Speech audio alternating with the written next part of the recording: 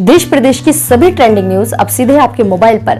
अभी सब्सक्राइब करें और बेल आइकन दबाना ना भूलें।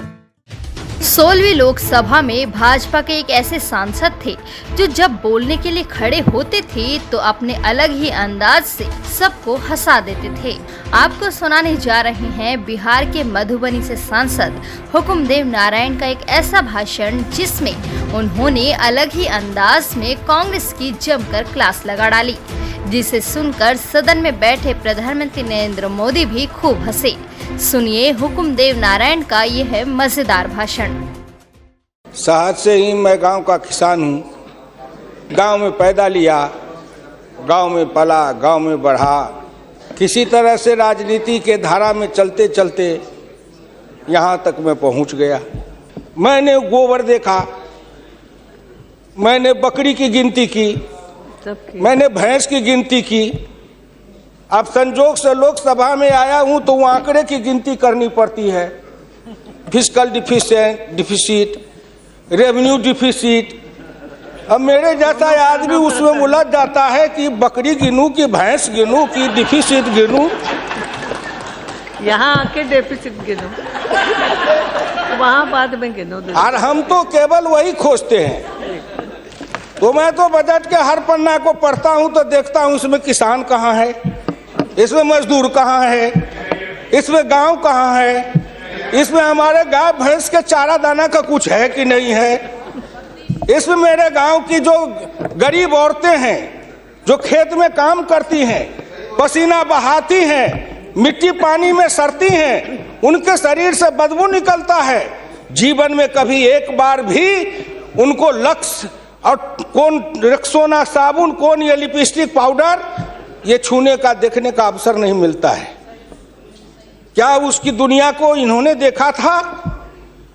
मैं उन्हीं से पूछना चाहता हूं। अब तो बड़ी बड़ी बात करते हो, आगे दिन पीछे गए, गुरु से किया न है तब पछतावा होत क्या, चिड़िया चुग गई खेत। मैं 1977 में एमएलए बन के आया। इंडिया गेट के किनारे पैदल टहल रहा था, एक बड़ी गाड़ी में एक बड़ा कुत्ता जा रहा था। वो अपने मुंह को निकाल के जी लपलपाते जा रहा था। मैं गांव का आदमी खड़ा होकर सोचने लगा कुत्ता जरूर कुछ कह रहा है। मैं एमपी था, कभी दिल्ली देखा नहीं था। मेरे अंदर से आवाज आई कि कुत्ता कह रहा है क्या है, तू गांव का किसान, गरीब, मजदूर, पिछड़ा, दलित, तू क्या जन्म लेके करने आया है?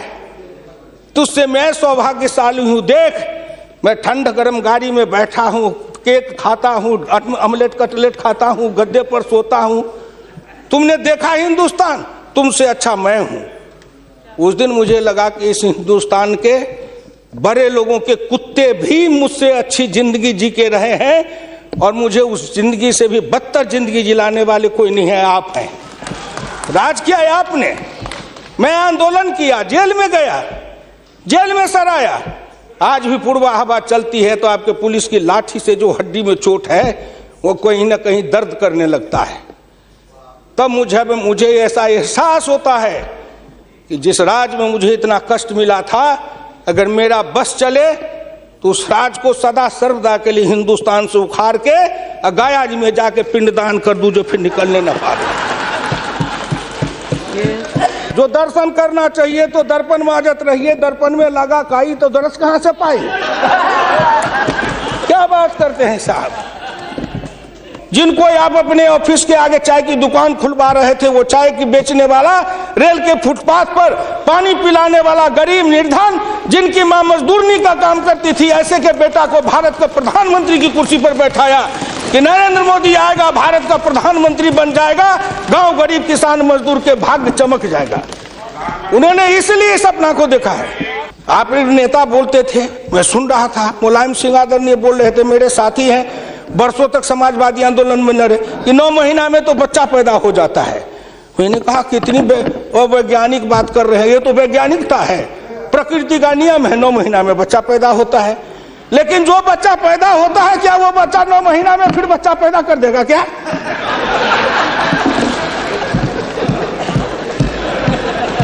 कितनी आप वैज्ञानिक बात बोल रहे हो।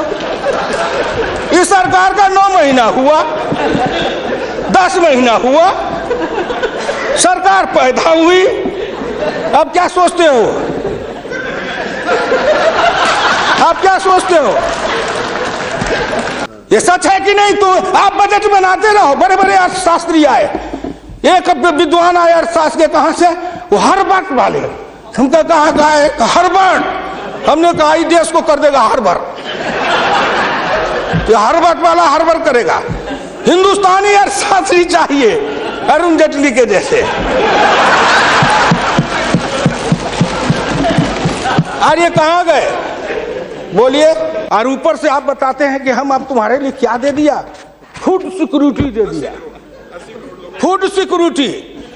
दाना उपजावे, धान उपजावे हम, गेहूं उपजावे हम, अनाज उपजावे हम, मेहनत करे हम, हमको बस समझते हैं आप भिखमंगा।